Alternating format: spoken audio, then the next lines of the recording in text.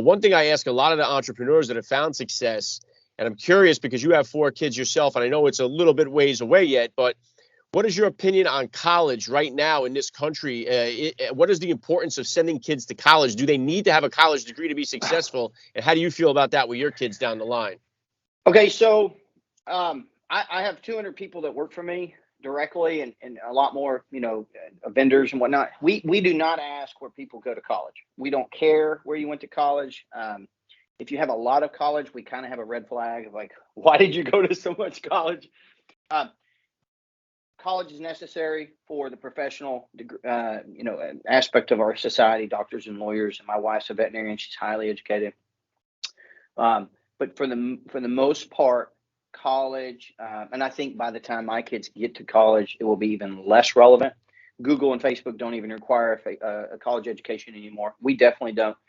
Here's what we need. We need more people that know how to solve problems. They look at a situation like their own finances, and they figure out how to make money online. They go to YouTube. They're problem initiator. They initiate the problem and then they solve it.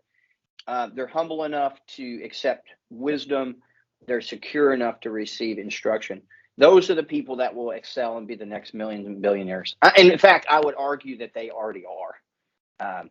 I don't know a ton of highly educated millionaires. I know a ton of dropout high school and college kids that are making money hand over fist. What's doing, everybody? Welcome to First Class Fatherhood. I'm Alec Lace, and before I hit you with today's interview, make sure you subscribe to my YouTube channel and hit the link in the description so you can listen to all of the interviews I've done with so many tremendous dads, including Dana White, Deion Sanders, Tony Hawk, and so many others. Now let's get going with today's interview. Joining me now, First Class Father, Peter Goodwin. Welcome to First Class Fatherhood. Hey, thanks, Alec. Really appreciate you having me on. All right, well, let's start it like this here. How many kids do you have, and how old are they? I have 4 kids. They are all about 20 months apart, 4, 6, 8, and 10. At one point, we had 4 children under 5 years and under. Don't recommend that. Yeah, I got 4 kids myself. I got 3 boys and a girl. What kind of breakup do you got? I've got the oldest is a boy, and the rest are girls. So a lot of estrogen flowing. Okay, yeah, I got the reverse of you there. If you could, Peter, please just take a minute to hit my listeners with a little bit about your background and what you do. Yeah, so I'm the CEO and founder of Groove Life. We're a direct-to-consumer and in retail active lifestyle accessory brand. We started with silicone rings. We've expanded into watch bands and belts and wallets. This is the second act for me. I was an adventure hunting, fishing, mountain guide in Alaska for the first 15 years of my career. Stumbled on digital commerce and selling online. And so this is act number 2. I'm 5 years in. I'm 41 years old. Well, listen, you've had a tremendous amount of success with it. So bring me back to the beginning of your fatherhood journey here. Then I think you said your oldest was 10. So about how old were you? I guess 31 or so when you first became a dad. And how did that experience kind of shift your perspective on life? Yeah. So before I became a dad, I wouldn't say I'm not very materialistic. I'm more about the experience, kind of being born and raised in Alaska. Things don't really matter. Experience is everything. So. So money was just, it was, I lived the guide life. My wife was a veterinarian. She made most of the money for the family at the time. But when my son was born, I'm talking I call it the alarm of provision went off in my head. And my wife's like, hey, I kind of want to be at home more. And I'm like, if you stop working, my guide career doesn't provide what we want for our family. So I had to get real serious about money and about business real quick. And that was a huge, I think every man can relate. I'm sure women feel this to a certain extent, but as a man, providing for that little tyke is just all consuming, and it wasn't any different for me. So it really caused me to grow up in a lot of ways. Yeah, very well said, Peter. And one of the things, talking about starting a business and going in a different direction, one of the things from a lot of the dads that kind of feel like they're stuck in a job that they hate, but they're afraid to make that pivot because they do have a family that they're responsible for. So they're afraid of making that kind of move away from their job and letting their family down and not being able to provide the support that they need. So what kind of advice do you have for the dad that is stuck in a job he can't stand, but he would love to pivot and start a business, become an entrepreneur? Yeah. So I'll tell you this, that's no real excuse. And what I mean by that is, ultimately you need to provide for your family. most people that have a job, there's so much extra time. And I mean, I was so driven to succeed and provide better for my family. So little background, I was in the guiding business. We were always in the black, but barely. We had no consistency in our income year to year because it depends on the economy if people come to Alaska or not and spend whatever on a trip. So I just want to provide that consistent income to my family. And so I worked nights and weekends. And I mean, I was always working. And what's cool is that nowadays you get on YouTube, you can learn anything about anything. I mean, it is an absolute PhD in anything you want to learn. So I'd say make the leap, but do it as a side hustle. And and don't be obviously scared about it. Just go do it. And there is that's just my model that I did. I didn't quit my job and then start over. I think you could get in trouble doing that, but that's my advice. Yeah, good stuff. And I know Michael Chandler, the UFC fighter, first class father himself. I had him on the program here. He put me in touch with you. Who was the first at the beginning of this? What was kind of like the first person that you got, or a person of note, to jump on board with the silicone ring and got really groove life, really started? Like, what was at the genesis of this whole thing? What was the moment that really took it to the next level? So the basic business principles here that I flow through is I have a filter for is that whatever your product is, don't invent something that no one's buying, and improve on something that's already has market velocity. It's the Apple model, right? They don't invent anything new. They just make it better and cleaner, and they sell it to the masses. So for us, it was make a better product that was already out there. We put grooves on the inside of the rings, made it breathable.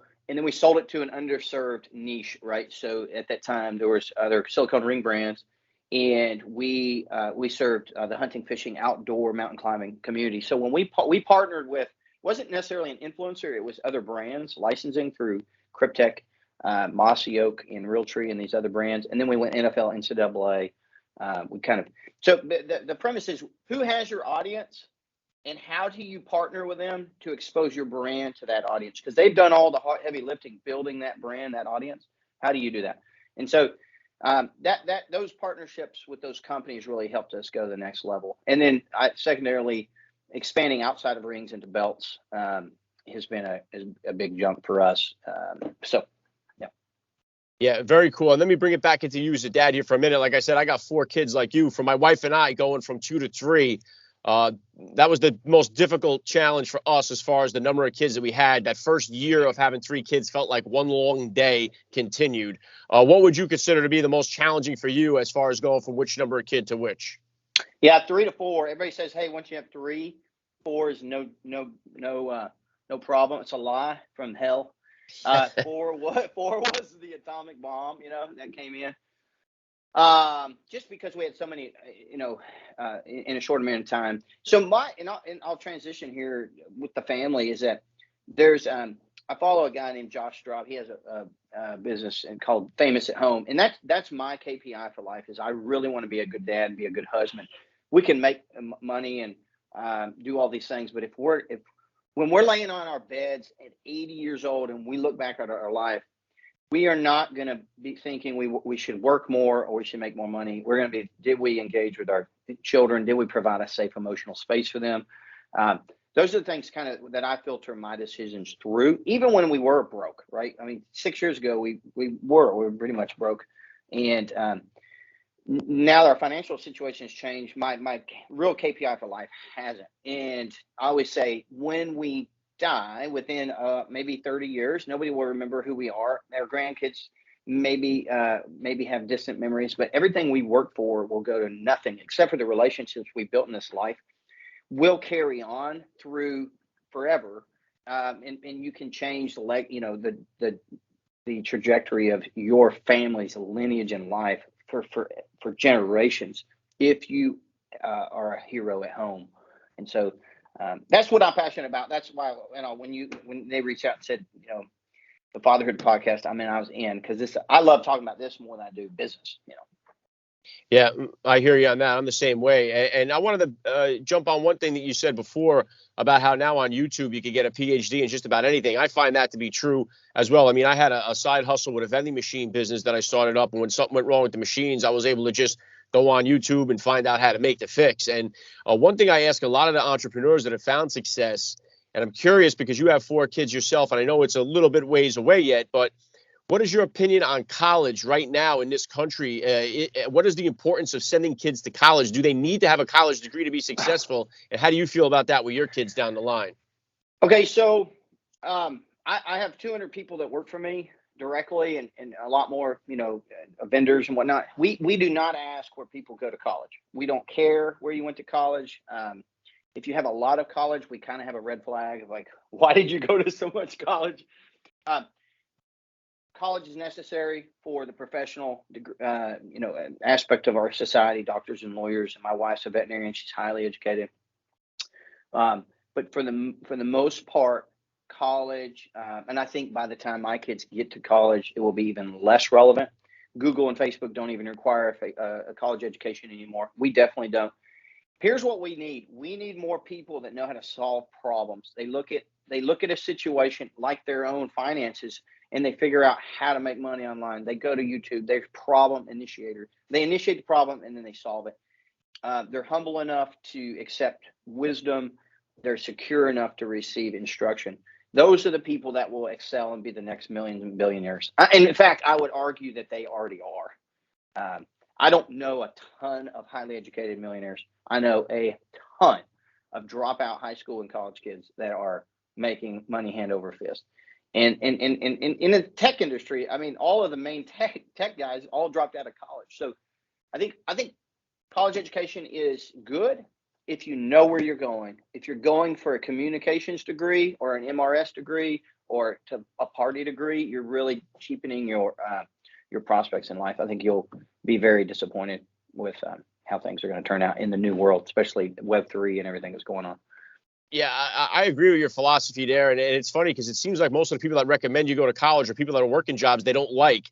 And when I bring up when I bring on these guys that have just really smoked it, the Grant Cardones and all these guys, I mean, they are all on the same board with your philosophy. It seems like this new generation here, I think there's so many other ways to make money and to hustle that it's awesome that the opportunity is there to everybody. You have a phone, you're in the game now. So it's really it has changed around a lot. And what about as far as obviously to have a successful business like you do, you got to be self-disciplined. Discipline is an important part of that. But what type of disciplinarian are you as a dad? And is that different than the discipline style you grew up with? It's very similar. My parents were, they used the Bible as the basis of their discipline action. So they spanked us with a rod or a spoon or whatever. But my house was very emotionally safe. Like I knew my parents loved me. They were not, disciplining me out of anger.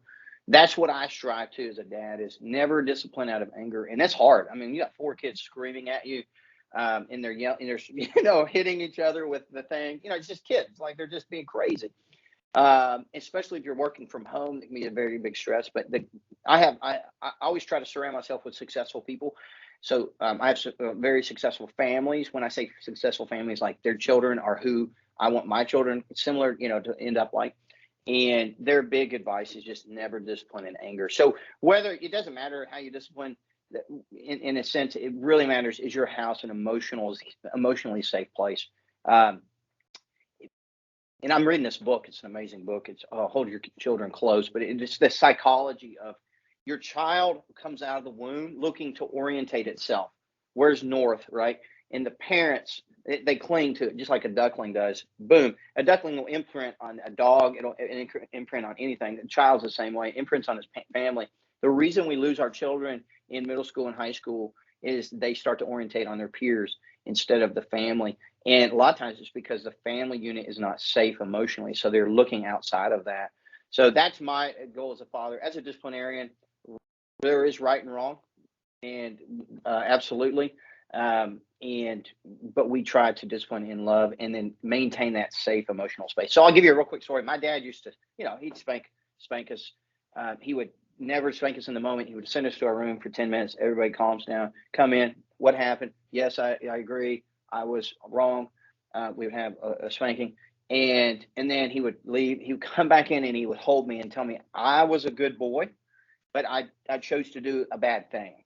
And so he separated my identity from my actions, which is, oh my goodness, I think that's it's so important. So I think you carry that the rest of your life. So how you discipline your children is very, very important. Yeah, and I think sometimes it's okay to use love and hate in the same sentence, in a sense of, I love you, but I hate this decision you've made. Correct. You know, I love you, but I hate these kids you're hanging around with. Or, you know, this way, at least they get a chance to know what you love and what you hate. And I like what you say there, too, about separating the identity from the decision. So, 100%. Yeah, and let me get back into the groove life here just for a second. A lot of the dads out there listening, looking for a gift for the wife, a birthday, whatever it may be coming up down the line, Mother's Day. What's the go-to product that seems to be successful or really, really liked by the women that buy Groove Life, or guys that have testified that they gotten this gift for their wife? What do you suggest for the dads out there to get for their wives? The Groove Aspire line, you know, there are all these different designs women love to accessorize. And so Groove Aspire, groove rings in general, the women love. They, you know, they're stackable grooves. But don't forget the guys. We have the best-selling belt on Amazon. So in the world, I'd say. So don't you know, treat yourself as well.